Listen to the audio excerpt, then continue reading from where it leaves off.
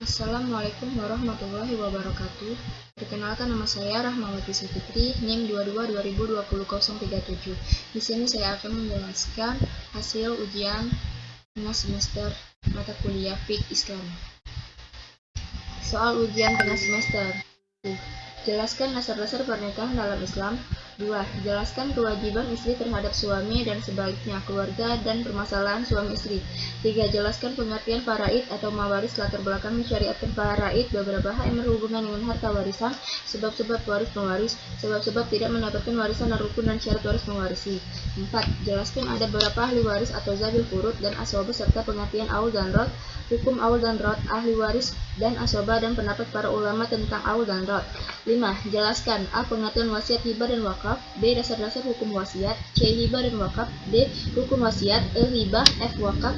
G. Tata cara pelaksanaan wasiat, hibah dan wakaf, akibat wasiat, hibah dan wakaf.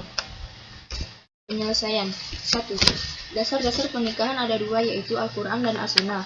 Dalil Al-Quran, Allah Subhanahu wa Ta'ala berfirman dalam surat An-Nisa ayat 3 dan Al-A'raf ayat 189 yang artinya secara urut sebagai berikut.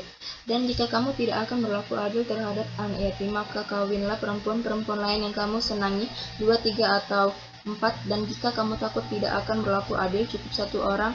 Dialah yang menciptakan kamu dari suatu zat dan daripadanya dia menciptakan istrinya agar dia merasa senang. Sehingga perkawinan adalah menciptakan kehidupan keluarga antara suami, istri, dan anak-anak serta orang tua agar tercapai suatu kehidupan yang aman dan tentram atau sakinah, pergaulan yang saling mencintai atau mawadah dan saling menyantuni atau rahmah. B. Dalil As-Sunnah. Dari hadis riwayat Bukhari Muslim diriwayatkan oleh Abdullah bin Mas'ud radhiyallahu anhu dari Rasulullah yang bersabda, "Wahai para pemuda, barang siapa di antara kalian memiliki kemampuan, maka nikahilah, karena itu dapat lebih baik menahan pandangan dan menjaga kehormatan. Dan siapa yang tidak memiliki kemampuan itu, hendaklah ia selalu berpuasa, sebab puasa itu merupakan kendali baginya."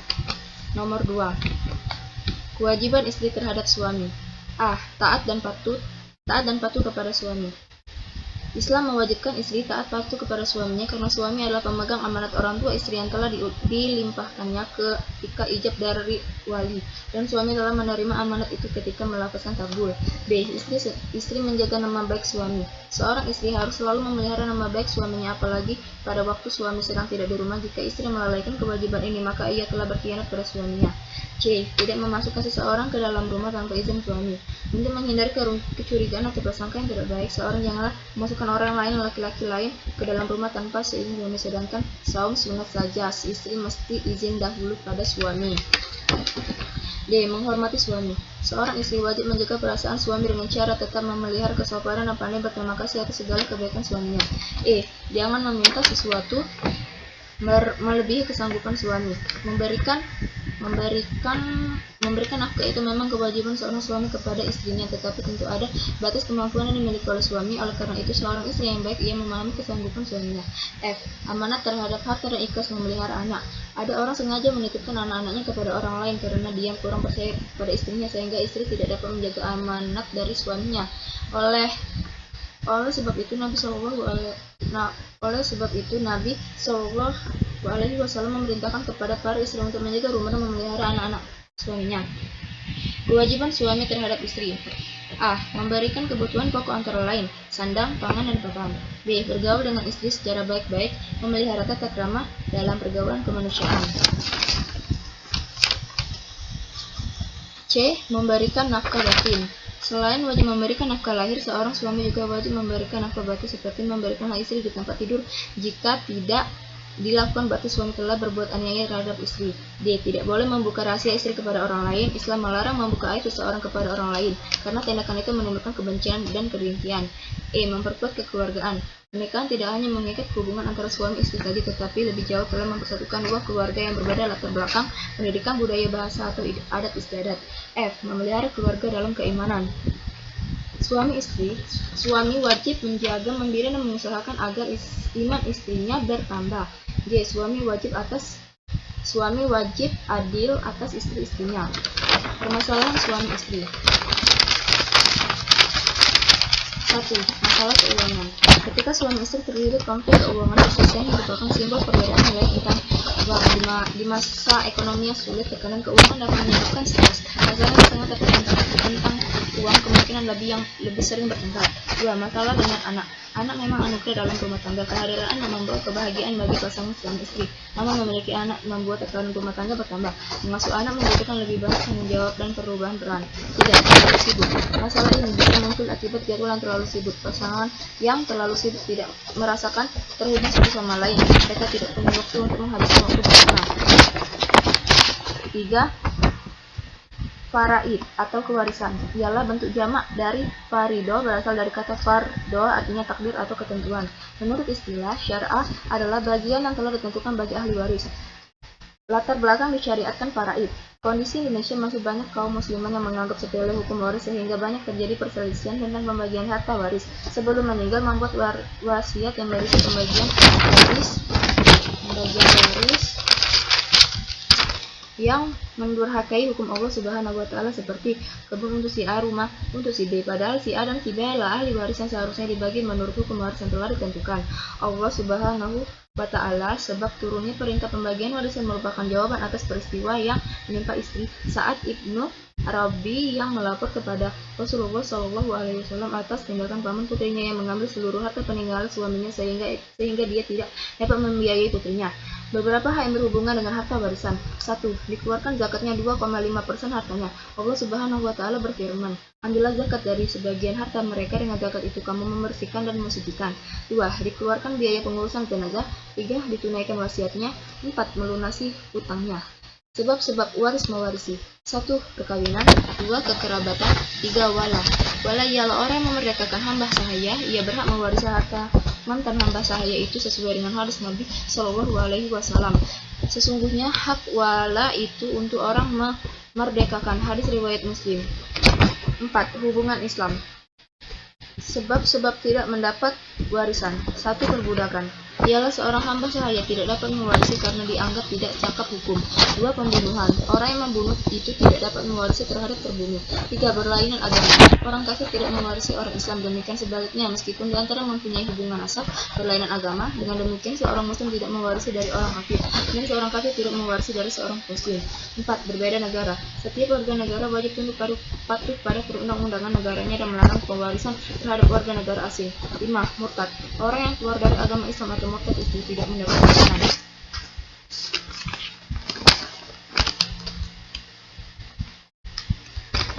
Rukun dan syarat waris mewarisi. 1. Rukun waris mewarisi. A. Mauruts atau tirkah, harta benda yang ditinggalkan oleh si mayat. B. Muwarits atau orang yang meninggal mati hakiki atau hukmi. C. Waris, orang yang akan mewarisi harta peninggalan si mewarits. 2. Syarat waris mewarisi. A. Matinya mewarits. B. Hidupnya waris. C. Tidak adanya penghalang mewarisi. Nomor 4. Ahli waris atau zawil furud ialah orang yang termasuk ahli waris itu ada 25 orang, 15 orang dari pihak laki-laki dan 10 orang dari pihak perempuan. A. Ahli waris pihak laki-laki. 1. Anak laki-laki. 2. Anak laki-laki dari anak laki-laki terus ke bawah. 3. Bapak. 4. Kakek dari pihak bapak terus ke atas. 5. Saudara laki-laki sekandung. 6. Saudara laki-laki sebapak. 7. Saudara laki-laki seibu. 8. Anak laki-laki dari saudara laki-laki yang sekandung. 9. Anak laki-laki dari saudara laki-laki yang sebapak. 10. Saudara laki-laki bapak atau paman dari pihak bapak sekandung. 11. Saudara laki-laki bapak atau paman yang sebapak. 12. Anak laki-laki saudara bapak yang laki-laki atau paman yang sekandung. 13. Anak laki-laki saudara bapak yang laki-laki atau paman yang sebapak. 14. Suami. 15. Laki-laki yang memerdekakan mayat. Jika ke-15 orang tersebut di atas semua ada, maka yang mendapat harta warisan hanya 3 orang saja, ialah 1. Bapak, 2. Anak laki-laki, 3. Suami.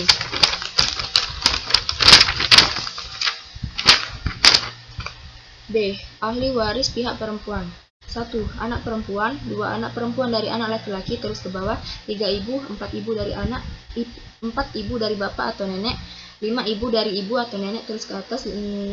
Saudara perempuan sekandung. 7. Saudara perempuan sebapak. 8. Saudara perempuan seibu. 9. Istri. 10. Perempuan yang memerdekakan si mayat. Jika kesemua ada, maka yang dapat mewarisi harta waris itu hanya 5 orang, yaitu 1 istri, 2 anak perempuan, 3 anak perempuan dari anak laki-laki, 4 ibu, 5 saudara perempuan sekandung. Sekiranya 25 orang ahli waris itu semua ada, maka yang berhak mewarisi ada 5 orang saja, yaitu A. Suami 1/4 atau istri 1/8, 3/12 kali harta, sama dengan 4 atau 3/24 kali harta. B. Ibu 1/6, 3/12 dikali harta atau 4/24 dikali harta. C. Bapak. D. Anak laki-laki. E. Anak perempuan. Asoba adalah jamak dari asib, seperti halnya tolaba adalah jamak dari tolib. Asoba ini ialah anak turun dari dan kerabat seorang lelaki dari pihak ayah. Asoba atau orang yang menghabiskan semua harta atau semua sisa harta itu diatur menurut susunan sebagai berikut: 1 anak laki-laki, 2 anak laki-laki dari anak laki-laki, 3 bapak, 4 bapak dari bapak atau kakek, 5 saudara laki-laki sekandung, 6 saudara laki-laki sebapak, 7 anak laki-laki dari saudara laki-laki sekandung, 8 anak laki-laki dari saudara laki-laki sebapak, 9 paman dari pihak bapak yang sekandung, 10 paman dari pihak bapak yang sebapak, 11 anak laki-laki dari paman yang sekandung, 12 anak laki-laki dari paman yang sebapak. Ketentuan kadar bagian masing-masing atau furudul muqaddarah. Syariat Islam menetapkan jumlah furudul muqaddarah itu ada 6 ketentuan, yaitu 1/2, 1/4, 1/8, 2/3, 1/3, dan 1/6. Satu ahli waris yang mendapat 1/2 yaitu anak perempuan tunggal, cucu perempuan tunggal dari anak laki-laki jika tidak ada anak perempuan. C. Saudara perempuan tunggal sekandung. D. Saudara perempuan tunggal sebapak jika saudara perempuan sekandung tidak ada. E. Suami jika istri tidak memiliki anak atau cucu dari anak laki-laki. 2 ahli waris yang mendapat 1/4 yaitu A. Suami apabila istri memiliki anak atau cucu dari anak laki-laki. B. Istri atau seorang atau lebih jika suami tidak memiliki anak atau cucu dari anak laki-laki. 3 ahli waris yang mendapat 1/8 yaitu istri seorang atau lebih apabila suami memiliki anak atau cucu dari anak laki-laki. 4 ahli waris yang mendapat 2/3 yaitu A. 2 orang atau lebih anak perempuan jika tidak ada anak laki-laki. B. 2 atau lebih cucu perempuan dari anak laki-laki jika tidak ada anak perempuan.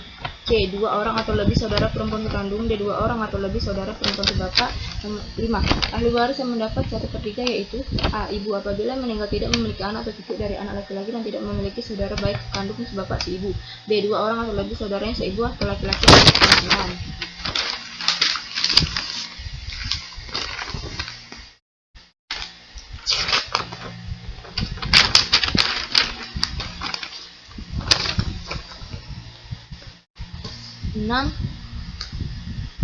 Enam ahli waris yang mendapat 1/6 yaitu A. Ibu jika yang meninggal itu memiliki anak atau cucu dari anak laki-laki atau memiliki saudara. B. Bapak jika yang meninggal itu mempunyai anak atau cucu dari anak laki-laki.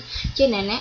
D. Cucu perempuan dari anak laki-laki apabila bersama anak perempuan tunggal. E. Kakek atau bapak dari bapak jika bersama anak laki-laki atau cucu laki-laki dari anak laki-laki dan bapak tidak ada. F. Seorang saudara seibu atau laki-laki atau perempuan. G. Saudara perempuan sebapak seorang atau lebih bersama saudara perempuan kandung tunggal. Aul menurut bahasa berarti irtifa ialah mengangkat. Kata aul ini terkadang berarti cenderung kepada perbuatan aniaya atau curang. Menurut para fuqaha, aul ialah bertambahnya saham zabul furud dan berkurangnya kadar penerimaan warisan mereka. Rat berarti mengembalikan atau mengembalikan haknya kepadanya. Menurut istilah, mengembalikan apa yang tersisa dari bagian zabul furud dan zabiyah kepada mereka sesuai dengan besar kecilnya bagian mereka bila tidak ada orang lain yang berhak untuk menerimanya. Pendapat para ulama tentang aul dan rat. Menurut Zaid bin Sabit yang diikuti oleh Urwa Az-Zuhri, Malik, dan Syafi'i adalah tidak ada rat atas ashabul furud jika ada sisa harta diserahkan ke Baitul Mal. Menurut Umar, Ali dan jumhur sahabat dan tabi'in, Abu Hanifah dan Ahmad bahwa rat itu diberikan kepada semua ashabul furud kecuali suami, istri, ayah, dan kakek. Nomor 5. A. Wasiat ialah menyampaikan sesuatu. Adapun menurut syar'ah, wasiat adalah pemberian seseorang kepada orang lain. B. Hukum wasiat berdasarkan kesepakatan atau ijma adalah sunnah muakkad. Menurut Zainuddin Abdul Aziz, jika sedekah dilakukan waktu orang yang bersangkutan dalam keadaan sehat lalu dia sakit, hal itu jauh lebih utama. Allah menerangkan beberapa ketentuan dalam pembagian harta warisan. Diterangkan pula bahwa pembagian harta warisan tersebut hendaklah dijalankan setelah melaksanakan wasiat. C. Hibah adalah memberikan kepada orang lain, baik berupa harta ataupun bukan. Wakaf adalah menahan. Menurut istilah berarti menahan harta dan memberikan manfaat di jalan Allah. Definisi lain wakaf ialah menahan harta yang mungkin diambil manfaatnya tanpa menghasilkan atau merusakkan bendanya yang digunakan untuk kebaikan. D. Rukun wasiat. 1. Ada orang yang memberi wasiat ialah orang yang berwasiat hendaknya mempunyai kesanggupan melepaskan hartanya kepada orang lain balik dan berakal. 2. Ada orang yang diberi wasiat. 3. Ada barang yang akan diwasiatkan ialah jumlah harta yang diwasiatkan tidak boleh lebih dari 1/3 harta yang dimilikinya. Hibah ialah memberikan kepada orang lain baik berupa harta ataupun bukan. Rukun hibah. 1. Adanya orang yang menerima hibah yaitu setiap orang baik perorangan atau badan hukum. 2. Adanya penghibah yaitu pemilik barang yang dihibahkan. F. Wakaf berarti menahan. Rukun wakaf. 1. Ada orang yang berwakaf. 2. Ada benda yang diwakafkan. 3. Ada penerima wakaf. 4. Ada lafaz atau pernyataan penyerahan wakaf. 5. Orang yang berwakaf harus berakal balik. 6. Benda yang diwakafkan harus tidak haram atau najis. G. Tata cara pelaksanaan hibah, wasiat, dan wakaf. Hibah diberikan langsung beralih kepemilikan dari pemberi hibah kepada pihak yang menerima. Wasiat dengan memberikan hartanya kepada orang lain dan orang yang berwasiat mempunyai harta lebih. Wakaf dengan memberikan sedekah kepada orang lain yang tergolong pemberian sunnah. Akibatnya, hibah harta yang telah diberikan tidak boleh diambil kembali karena pahalanya tidak diridhoi Allah. Wasiat yang berwasiat mengalihkan wasiat kepada orang lain, dan wakaf kita akan merasa ikhlas karena telah memberi sebagian harta dan mendapat pahala. Demikianlah penjelasan mengenai ujian tengah semester. Saya ucapkan, lebih kurangnya saya mohon maaf. Saya ucapkan wabillahi taufiq wal hidayah. Wassalamualaikum warahmatullahi wabarakatuh.